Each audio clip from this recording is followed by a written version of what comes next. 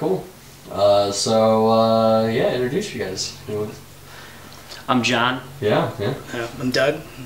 What the? I'm Xander. I'm Yoder. Right on. And who are you guys? Like, what do you guys do? We are Cthulu. You know, Cthulhu Entertainment. We book concerts in the local area. We book local, regional, and national bands.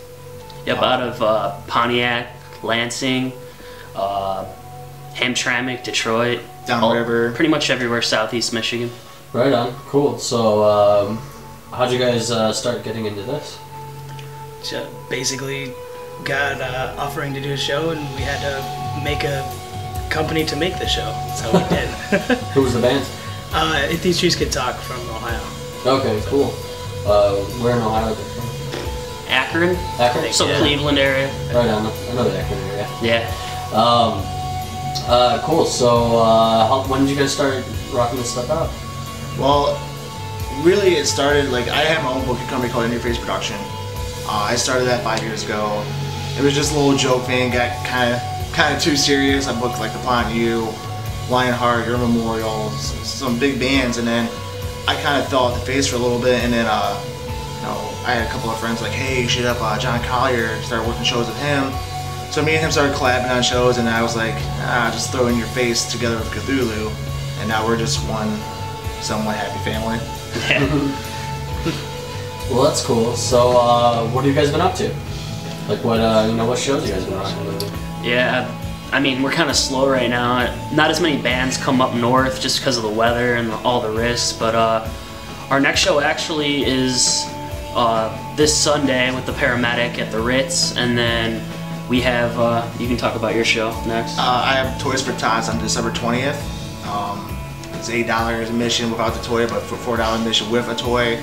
There's 8 bands from all over the Detroit metro area, all genres. Basically, this show is not just to support the scene, but it's also to support the community. So it's a double benefit right here for the whole community itself. And it's raising money up and raising toys up for the fortunate who can't get a Christmas, this holiday season. Yeah, that's awesome. I would definitely say a lot of promoters don't do that kind of stuff, so it's kind of cool that you guys are like giving it back in that way. We're gonna start doing that. I want to start doing other charity shows in the future, and we're gonna give this one a swing, and hopefully this one is a big outcome, and for future shows. Keep doing more. Yeah, exactly. Yeah, because you guys I can't remember if it went down or not, but you guys were doing the food drive before, right? Oh yeah, we did the canned food drive. Yep. Yeah. Go ahead and talk about it, man. Nah, I wasn't there. Oh, that's right. Xander, go ahead. I was actually really pleasantly surprised with how much food we got. That was a couple like pickup trucks. Yeah, it seemed like we made about 100 lot. pounds worth of canned food. I think we had maybe still like 60, 70 people come out. I mean, we had to move it to Ypsilanti on like 2 days' notice, so it was like a 45-minute drive, and we lost a couple bands.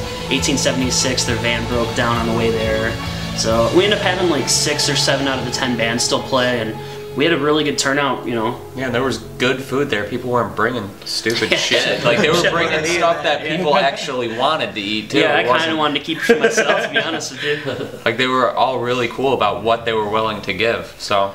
That's sweet. I was pretty impressed. Yeah. Yeah.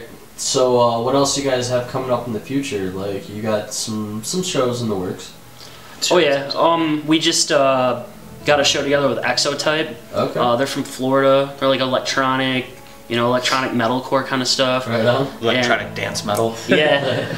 Yeah, that's going to be at the Ritz on March 9th. Okay. And then we have Vice, a hardcore band from New York, coming here. They're playing the Sanctuary, which is an actual new venue. The guys from Yonka House, they ended up buying a church. And wow. yeah, it can fit like about 200 people in there. I haven't been there yet. I think their first show is December 12th with like Breaking Wheel and a few other bands, Spitback. Yeah. But that's the first show there, and it's going to be fun. I mean, those guys can book some pretty big bands, so there should be some pretty cool bands coming through at that little place. It's over at like Outer Drive and Conant, so it's not too. It's between like Hamtramck and 8 Mile, so it's not too far from the Ferndale, Royal Oak area. Yeah, right on, dude. For people who don't know about the Yonka House, like, the Yonka House was one of the first venues that I was pretty stoked on because, you know, they did basement shows. Yep. No bigger than this basement. Yeah, do you want to talk about that a little bit? Because I know you were doing a little bit of shows there for a little bit. Or Yeah, we did a couple. Yeah. What was that? Out of town band, a Mexican band or something like that, right? Oh, KDC? KDC, yeah. There we Yeah, go. those guys were awesome. Yeah, we did that and Free Throw and City Cop and Misfortunate Sons EP release. We did that there. 2x4 and Left Behind. Yeah, that we was just the had most recently, recent one, yeah. beginning of November. Yeah, that was a pretty cool show. Yeah.